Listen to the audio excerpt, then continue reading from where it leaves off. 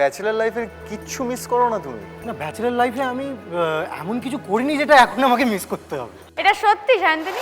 ভালোবাসা শব্দটা ছোট হলেও এর ভেতরে লুকিয়ে থাকে একটা পুরো জীবন। হ্যাঁ, একদমই। সেই জীবনে কখনো আনন্দ, কখনো ঝড়, কখনো আবার অভিমান। তবুও আমরা বুঝতে পারি একে অপরের প্রতি কি গভীর টান। সত্যিকারের সম্পর্ক মানে ব্যস্ত দিনের শেষে একটু গল্প, মন খারাপের সময় আমি আছি এটাই বুঝিয়ে দেওয়া। একে অপরের জয়ে আনন্দ আর পরাজয়েও আরো কাছে টেনে নেওয়া। হ্যাঁ, স্বামী স্ত্রী হিসেবে আমাদের পথ চলা সবে শুরু হয়েছে, কিন্তু যারা দারুণ অভিজ্ঞ, যাদের গান শুনে আমরা বড় হয়েছি, অভিনয় দেখে আমরা কত কি শিখেছি, আজ ভালোবাসার জুটির এই বিশেষ পর্বে আমরা তাদের সঙ্গে পেয়েছি এবং সঙ্গে আছে তাদের জীবন সঙ্গীরা।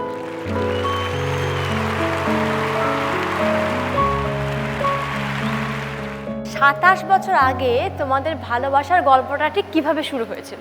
আমরা একসাথে নাটক করতাম, আচ্ছা। থিয়েটার করতাম। তো সেইখানে আমাদের আলাপ হয়েছিল। আমরা অনেকদিন ধরে বন্ধু ছিলাম, অনেকদিন ধরেই একসাথে থিয়েটার করেছি, নাটক করেছি। তারপর একটা সময় হঠাৎ করেই আমাদের মনে হলো যে আমরা বন্ধুর থেকেও একটু বেশি, মানে অ্যাকচুয়ালি আমি ওকে বা ও আমাকে কোনোদিনই আমি তোমাকে ভালোবাসি কিংবা আই লাভ ইউ এ ধরনের কোনো কথাই বলে উঠতে পারি না। আমরা তুই তুকারি করতাম। বিয়ের পর থেকে আবার একটু তুমি তুমি বলা শুরু করেছি। এখন রূপঙ্কর দা রোমান্টিক? রূপঙ্কর দা একদম রোমান্টিক নয়। একটা কথা বলি, ইনফ্যাচুয়েশন, ভালোবাসা, আকর্ষণ সবকিছুই থাকবে, অভ্যেস। কিন্তু সবচেয়ে বড় যেটা খুব গুরুত্বপূর্ণ জিনিস, যে বন্ধুত্বর কিন্তু কোনো অল্টারনেটিভ হয় না। না, বন্ধুত্ব যতদিন থাকবে দুজনের মধ্যে, যতদিন তোমরা দুজনে মিলে গল্প করতে পারবে অনেকক্ষণ ধরে, যতদিন তোমরা শুধু দুজনেই বেড়াতে যেতে পারবে কোথাও, জেনে রাখবে তোমরা ঠিক আছো। একদমই ঠিক, একদম ঠিক কথা। এখন তোমাদের রিলেশনশিপটা কেমন? ঝগড়া আমাদের খুব হয়, কিন্তু ঝগড়া করে আমরা কথা বন্ধ করে থাকি বা ওরকম নয়। সেটা হয়তো আমি খানিকক্ষণ বেশিক্ষণ রেগে থাকি, কিন্তু ও বেশিক্ষণ রেগে থাকতে পারে না। মানে আমার একটুখানি ছড়ি ঘোরানোর ব্যাপার আছে। শোনো, একটা কথা বলি, যেমন প্রথম একটা বলেছিলাম, দ্বিতীয় হচ্ছে বাজে কথা বললো না, কিন্তু কখনো শুনছি আমি। বৌদের মানে স্ত্রীরা যা বলবেন তার বিরুদ্ধাচরণ করবে। ঠিক ঠিক ঠিক। এটা আমি একদম মানি। তার কারণ বউরা সবসময় ঠিক বলে। ঠিক বলে, একদম বউরা ঠিকই বলে। আচ্ছা, ঝগড়া হলে কে কাকে সরি বলে? অবশ্যই আমি। এরা তুমি আর জিজ্ঞেস করছো কেন? আমি বলি না স্যার। না, ও আমি এত তুমি বলো ভালো নই। তোমার চেহারা দেখেই মনে হয় তুমি একটু ম্যাচো টাইপের। আমাকে দেখছো না কিরকম একটু? না না না, আমি সত্যি বলছি, আমি অন ক্যামেরা বলছি।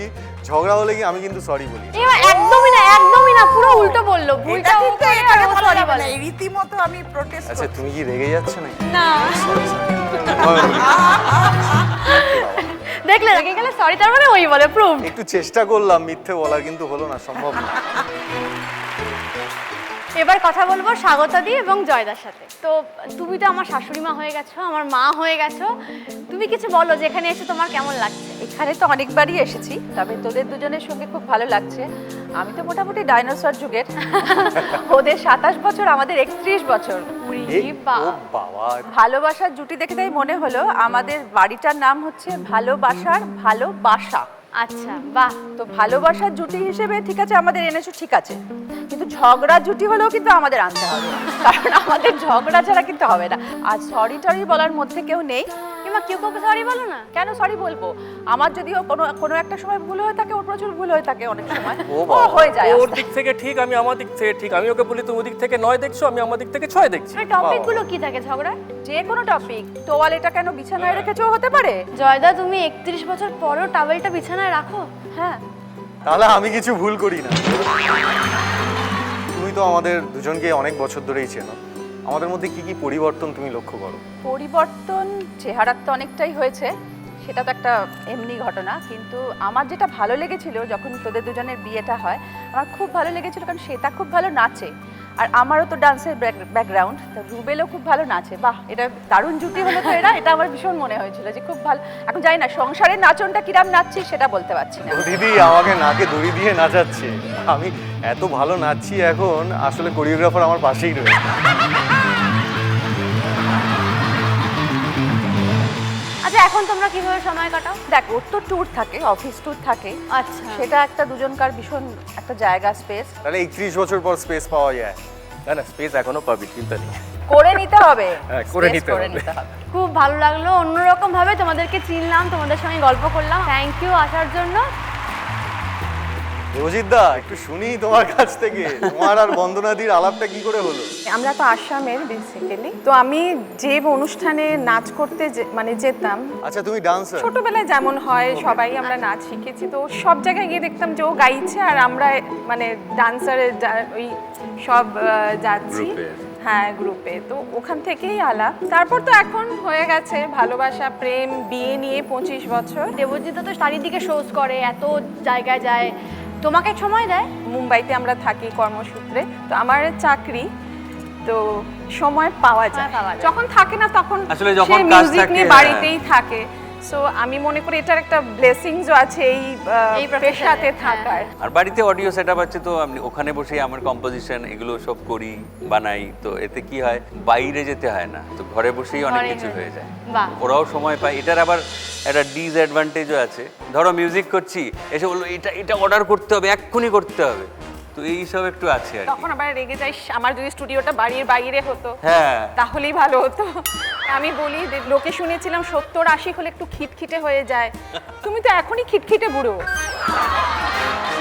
দেবজিৎ দা তুমি কি বুঝলে যে কোনটা সহজ বেশি, গান, মিউজিক নাকি সংসার? দুটোই আমার কাছে সমান জায়গা। ইম্পর্টেন্ট। প্রেম তো আমি দেখেছি, আর বিবাহিত জীবন কত বছর হলো? 6 বছর। সিক্সার মেরে দিয়েছো? জিও, একদম। কেমন কাটছে? বিন্দাস, সুখে স্বাচ্ছন্দ্যে সব কিছু নিয়ে, সবকিছুর মধ্যে কি কি আছে? মানে ঝগড়াঝাটি, ভালোবাসা সব কিছু নিয়ে। এত এক্সপিরিয়েন্স কাপলদের কথা শুনে কি মনে হচ্ছে? সব শুনছি, সব জেনে রাখছি, যেরকম জীবনে এগোবো, যেটা যেটা লাগবে তখন তখন সেটা সেটা কাজে লাগাবো। আচ্ছা অরিন্দ, এই 6 বছরের বিবাহিত জীবন থেকে কোন জিনিসটা চলে গেছে? না, বিবাহিত হওয়ার জন্য জীবন থেকে চলে গেছে এমন কিছু নেই এখন অবধি। সিরিয়াসলি, মানে ব্যাচেলার লাইফের কিচ্ছু মিস করো না তুমি? না, ব্যাচেলার লাইফে আমি এমন কিছু করিনি যেটা এখন আমাকে মিস করতে হবে। এটা সত্যি শান্তনী? যখন আমাদের মধ্যে প্রেম ছিল তখন আমি ওকে যেরকম দেখেছি এখন ওকে সেরকমই দেখছি, একটু বেশি ইরিটেটিং হয়ে গেছে। না, প্রেম ছিল প্রচণ্ড- বলছে, ছিল। না না, আছে আছে। অরিন্দা রোমান্টিক? রোমান্টিক মানে ভীষণ নয়, তবে চলে যায়। চলে যায়, হ্যাঁ হ্যাঁ। আচ্ছা তোমার জন্য কি সবথেকে রোমান্টিক জিনিস কি করেছে? কিচ্ছু না। সায়ন্তনীর দিকে কোনোদিনও তুমি রোমান্টিক ভাবে কিছু বলনি, তো আজকে আমি একটা গোলাপ দেবো তোমার হাতে, তুমি রোমান্টিক্যালি সায়ন্তনীর দিকে কিছু বলবে। ঠিক আছে শান্তনী, এই প্রথম আমি তোমাকে ফুল দিয়ে প্রপোজ করছি। Oh I love you. I love you two.